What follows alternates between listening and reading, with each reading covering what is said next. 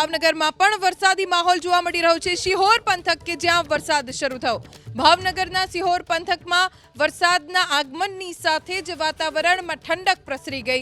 શહેરી વિસ્તારમાં ગાજવીજ સાથે વરસાદ વરસ્યો। વીજળીના કડાકા ભડાકા સાથે ધોધમાર વરસાદ, વીજળીના કડાકા સાથે વરસાદ વરસવાની સાથે સાથે ઠંડો પવન પણ ફૂંકાઈ રહ્યો છે। રસ્તાઓ પર પાણી ભરાવાની શરૂઆત થઈ ગઈ છે। અમારા સંવાદદાતા પાર્થ મજેઠિયા પાસેથી જાણકારી પ્રાપ્ત કરીએ। પાર્થ, સિહોર પંથકમાં કેવો વરસાદ?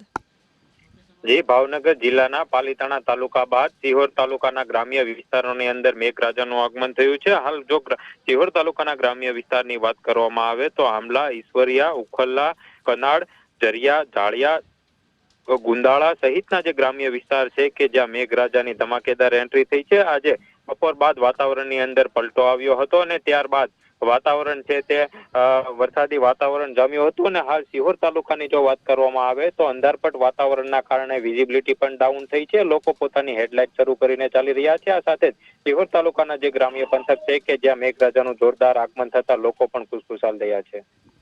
પાર્થ, આભાર જાણકારી આપવા માટે। તો ભાવનગર જિલ્લાના સિહોરની સાથે સાથે પાલીતાણા પંથકમાં પણ વરસાદી માહોલ જામ્યો છે।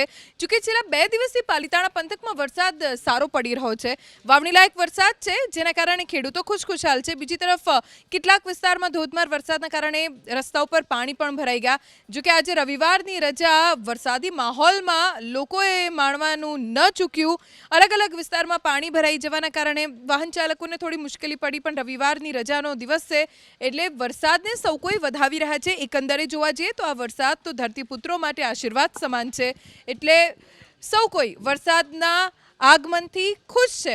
વાતાવરણમાં પણ ઠંડક પ્રસરી ગઈ છે। ઘણી લાંબા સમયની રાહ જોયા પછી વરસાદ વરસ્યો છે, જેના કારણે વાતાવરણમાં ઠંડો પવન ફૂંકાઈ રહ્યો છે અને ઠંડક પ્રસરવાના કારણે તાપમાનનો પારો નીચે ગયો, બફારાથી મુક્તિ મળી છે। તો બીજી તરફ વાવણી લાયક વરસાદના કારણે ખેડૂતોને પણ આ વરસાદ હાલ તો સારો લાગી રહ્યો છે।